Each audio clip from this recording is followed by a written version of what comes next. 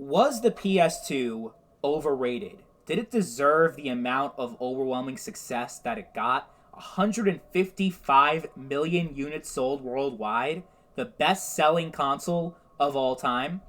Did it really deserve that amount of success? Especially when you consider the consoles that were around back then, the GameCube and the Xbox and the Dreamcast. If you take all three of those consoles combined, the sales for those consoles, and times it by three, only then do you match the sales of the PS2.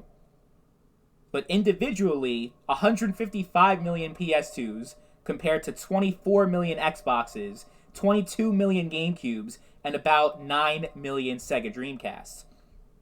That's insane. Did it deserve to be so far ahead of its competition? Was it that damn good?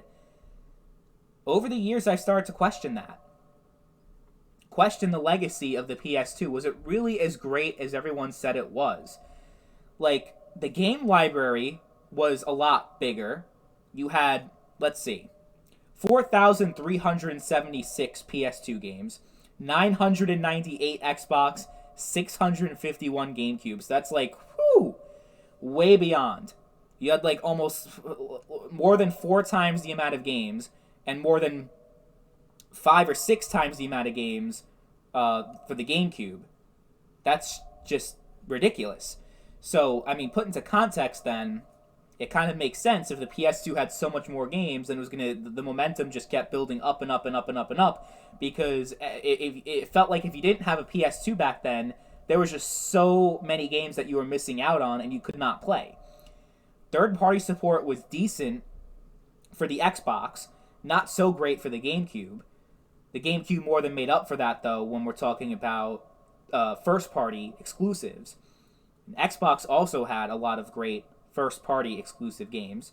Halo, obviously, is the big example of that. Even though technically it wasn't exclusive because Halo was still on PC, but whatever. It's essentially exclusive, for argument's sake. PS2 exclusives were interesting because most of the exclusives, most of the really good ones, were actually not published by Sony. They were published by other companies that decided to only put the game on PS2 because the install base was so much bigger. They didn't feel like they need to allocate resources to make a port for the Xbox and GameCube. So a lot of companies that just had games only on PS2, right? So I think just that it had such a huge edge in the beginning. It had the built-in DVD player, which was a huge selling point for the console. But there's a lot of misinformation, misconceptions about it, because people say, there are a lot of people that think the PS2, no one really played games on it. It was just a glorified DVD player that happened to play games. So it was mainly a DVD player. That's where all the success came from and all the sales. Like, DVD players were so expensive back then that people just bought the PS2 for the DVD player, and that was really, like, if it didn't have a DVD player, it wouldn't have been nearly as successful as it was, which, that is true, but I think people also like to try to paint a picture that DVD players were such an expensive thing that you were forced to buy a PS2 because it was the cheapest DVD player on the market, and regular DVD players were so expensive that you had to get the PS2 also. That is not true. In 2000, when the PS2 came out for $299, a DVD player at the same time you can buy for $100. Yes, in the year 2000, you can get a DVD player for $100. I got that from a CNET article published in 2002, talking about the growth of the DVD market and how it grew in such a fast period of time because DVD players were first introduced in 1997, and back then, yeah, they were like $500, $600, $700, but they came down pretty dramatically, pretty quickly in price. But so yeah, by 2000, a DVD player was much, much, much, much, much cheaper than a PlayStation 2. So the DVD player aspect of it is definitely overblown and overstated by many, many, many people. I think if the Sega Dreamcast had a DVD player, it would have done a lot better than it did, but Sega was already going under, and it really was the Saturn that caused the Dreamcast to fail, and not necessarily the Dreamcast itself, like that forced Sega to go third party. They were already hemorrhaging a lot of money, and they needed the Dreamcast to not just be successful, but to be overwhelmingly successful. And it just wasn't going to happen with all the competition that was starting to come up, especially with the PS2, but also the GameCube and the PS2, the GameCube and the Xbox, I mean. So, I mean, we can make another video separately discussing the Dreamcast and what went wrong with Sega, but that's another thing. The PS2 alone didn't kill the Dreamcast, because that's another thing. Oh my god, fucking Sony, they killed Sega, they made them go third party. I mean, Sega, it was self-inflicted. They did that to themselves. But, yeah, so I do think that it is still a little over... The PS2 is somewhat overrated. However, it was still a relevant console even into the 7th generation, which is a rare thing for an old console to still be popular and still having so many, as much sales as the PS2 did. From 2007 to 2012, which spans most of the 7th generation of consoles, and by 2007 the PS2 was mostly phased out. There were still games being released for it, but especially 2009 onward, the PS2 was not getting any new releases, no new games or anything. Even still, from 2007 to 2012, they sold 300 million PS2 games.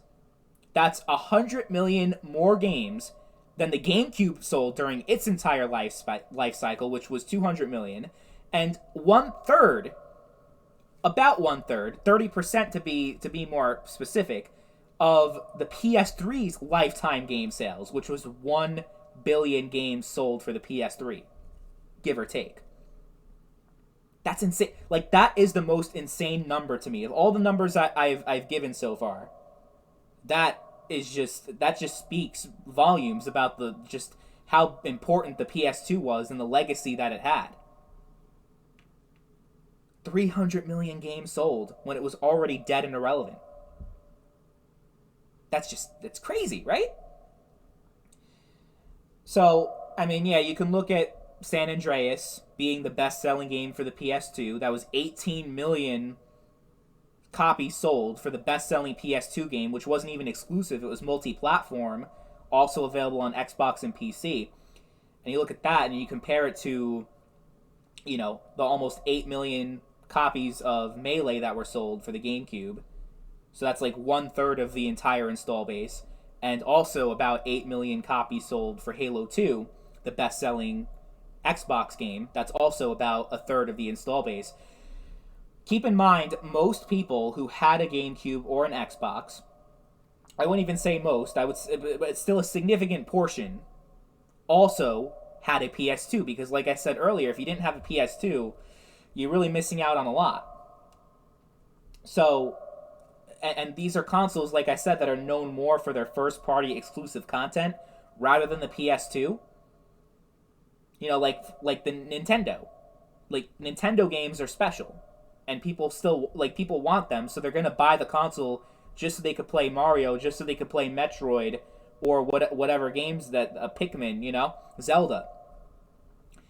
So, it's the same thing with the Switch, where so many people, the vast majority of people who have a Switch, have it so they could play the games that you can't play on other platforms. And also, you could play certain games on the go, right? Like The Witcher and Doom Eternal and whatever, like these Hogwarts Legacy games that are definitely the inferior version in terms of graphics and such, but the fact that it's portable gives it its own special, reason for you to have that version of the game. And I think ultimately the PS1 was the thing that was most responsible for the PS2's success. Even though the PS2 sold way more than the PS1 did, I think that had a lot to do with the console business was still growing and there were still more people that were getting into console gaming. Because if you look at just the total number of consoles sold, if you combine the PS2, GameCube, Xbox, and Dreamcast compared to the if you compare the PS1, the 100 million PS1s that were sold, the 30 or so million Nintendo 64s, and the what was it, 10 million Sega Saturns, if that much. If you combine that, like if you combine the sales for all the consoles during the fifth generation, that is like not even the entire sales for the PS2 alone. Never mind the Xbox and GameCube and Dreamcast. So the console business was still growing, and the PS1 was a very popular console at the time. Guess what the PS2 was? It was the successor to the PlayStation 1. You could play PS1 games on the PS2. That was huge, right? Because you couldn't do that on the Super Nintendo. That's part of the reason why the Super Nintendo didn't sell as much as the original NES. And you could also look at the Atari 5200 and that console being a bomb because it didn't have backwards compatibility. But also back then, people didn't really understand the whole concept of a console generation and why there was a need to upgrade and get the new console. Like, because console gaming was very new at the time in the late 70s, early 80s, and even into the early 90s. It was still this kind of unknown entity, this brand new thing. But as, we got through the mid 90s and late 90s, early 2000s, the console gaming industry was more established and people understood what it was. So like, oh, PlayStation 2, it's the better version of the PlayStation 1. Oh yeah, we're going to get that. So, the vast majority of people who had a PS1 also got a PS2 as a result of the backwards compatibility, and they were just able to build off momentum from the generation before. The reason why that didn't happen the next time around, because the PS3 sold a little more than half the amount of PS2s. It was like 80 something million PS3s compared to 155 million PS2s. Well, the $600 price tag certainly didn't help when we're talking about the PS3. And, I will admit the DVD player definitely had a factor to play, but it wasn't the factor for the PS2. PS3 though, Blu-ray, who the fuck cared about Blu-ray, right? Blu-ray. So no one really bought a PS3 for a Blu-ray player. I think people got into Blu-ray because of the PS3, actually. It was the other way around. So, yeah, the context and the situation was a lot different. And, the Wii was taking the world by storm. The Xbox 360 was taking the world by storm. So the competition was a lot stronger for Sony the next time around. And they definitely got they got cocky, they got arrogant because they assumed, oh, PS1, we killed it. PS2, we killed it. PS3, yeah, we could charge whatever. We could charge $600. We can do this and we can do that. And it's not going to matter. We're still going to sell a shit ton anyway. Well, that's not what happened. You guys had to scratch and claw in order to turn the PS3 around and make it a success. PS2, though, they were just so far ahead from the beginning. And it's just impressive how far beyond its competitors that the PS2 was, that it has to be considered one of the greatest consoles of all time. There's no way that it's not. And, so I remember, making that video years ago, the top 5 overrated consoles of all time. I put the PS2 in there at number 5. Number 4, I had the PS4. Number 3, I had the Switch. Number 2 was the Wii, and number 1 was Pong. If I had to redo that video, would I change it? Would I take the PS2 out? I'm not sure. I can't think of a console that I would consider more overrated, because overrated would mean successful consoles, right? Yeah, I can't think of one. It was really just to make a top 5 list, if we're going to be completely honest. I wasn't going to make a top 4 list. So I'm like, well, top 5, I have to put something in there. PS2 it is a little bit overrated. I will concede to that, but I don't think it's. I think at the end of the day, it was an amazing system that, yeah, it did deserve the amount of success that it got.